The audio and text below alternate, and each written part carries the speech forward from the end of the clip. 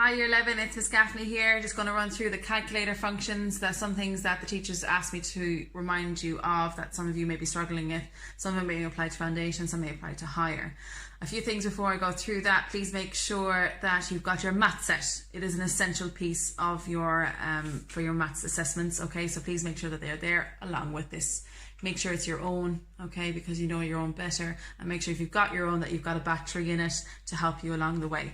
Also remember that if you need tracing paper for any of your questions, okay, mainly around transformations, you can raise your hand during the exam and the invigilator will hand you a piece, okay? So don't be frightened if someone asks for it and you think you don't need it, that's fine as well. So don't get yourselves into a panic and ask for so much in case you don't need it, all right? So, looking at this, I need to set my calculator, first of all, to degrees and math, if it's not done already.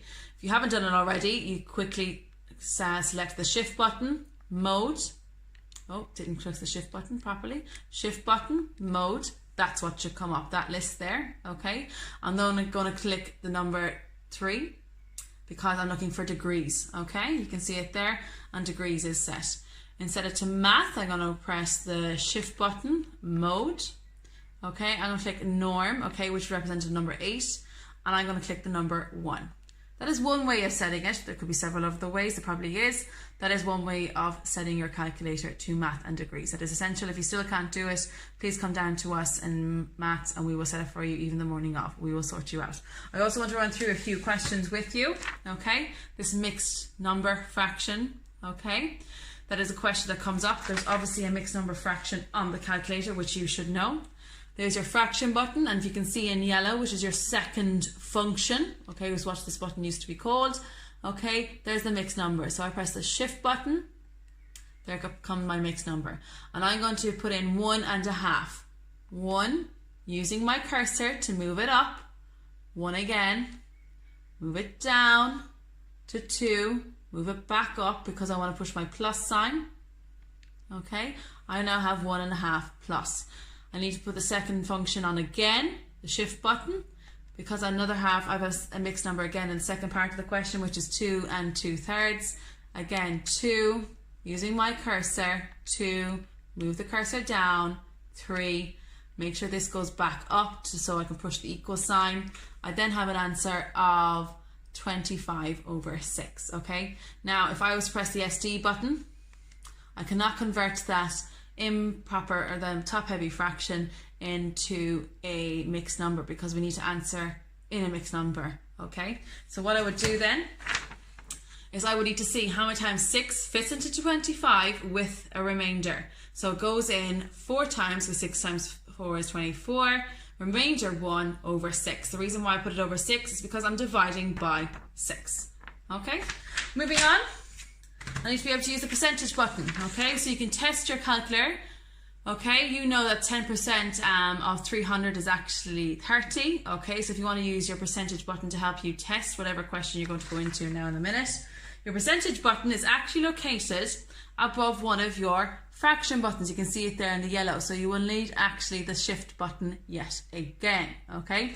So in this question here, as I've written it down there, I need to find 13% of 300, so I'm going to type in 300 times by 13%.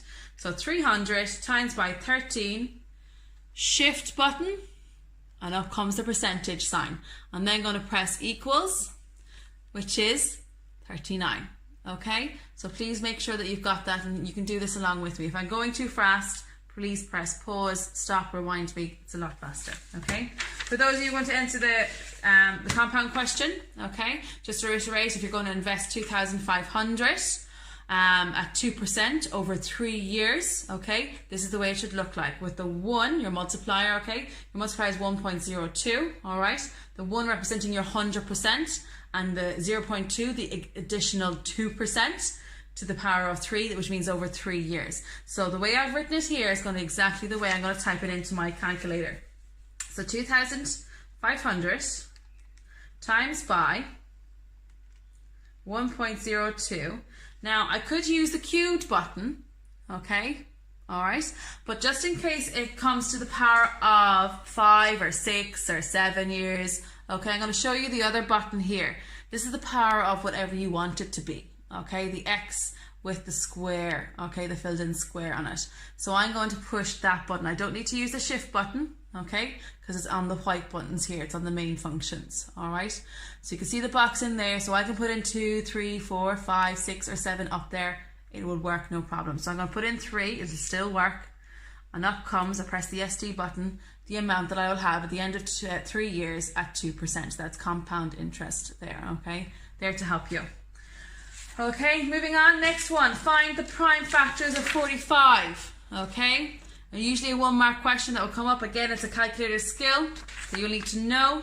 So I push the number 45 and must push equals, okay? So I have 45 twice on my screen. I'm then going to use the second function.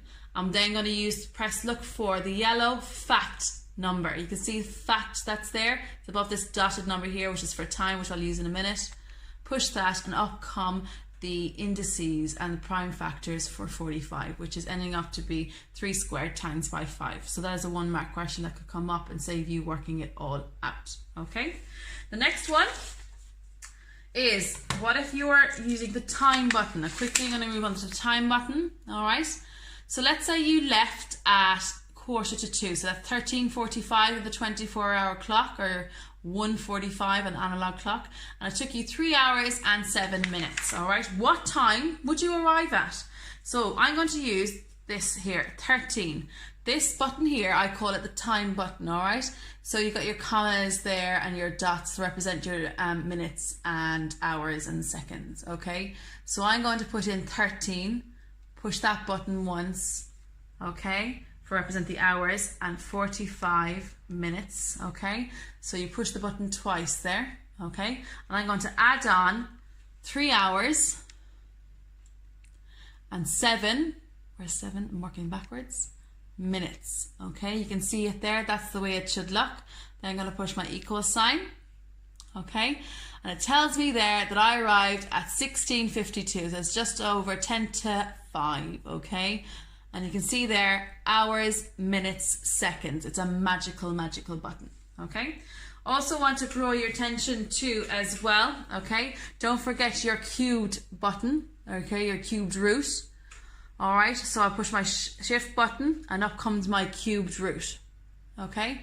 Let's say if you've got a bigger root, a root of 5 or something like that. So you have 5, using your cursors, let's say 300. Okay, that's what the question has come up as. It's shift, and above what we used the button before, where the x to the power of whatever we wanted, we can have the cubed, or the square root of whatever we wanted, or not square, the root of whatever we wanted, apologies, okay? So don't forget your fraction button there to help you with division, okay? Especially around trigonometry or anything like that, you can use that.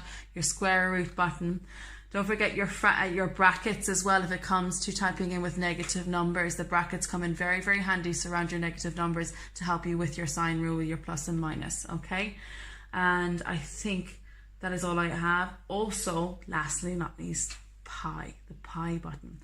Remember, pi r squared sounds like area to me, which is area. So pi r squared is area. Pi d is finding the circumference, okay? So if you need pi, so let's say I need to find 30 pi. So 30, shift button, the pi, you can see it, is just down there, okay? And up comes pi. So that is the exact number for pi. You press the equal sign. Sometimes you can see it there, it comes up as 30 pi. Press the SD button and you will get the decimal that you will need. You'll also you may or may not be given instruction how to round it to decimal places or significant figures, okay? That is all from me. I wish you the best of luck. Any other questions around the calculator, please come find us, all right? And make sure you bring your calculator with you. Check the battery in it. Do not rely on the school resources. We may run out, and if we run out, then you lose out, okay? So make sure you bring your own, all right? Best of luck, guys, and have a great summer. Enjoy yourselves. Bye-bye.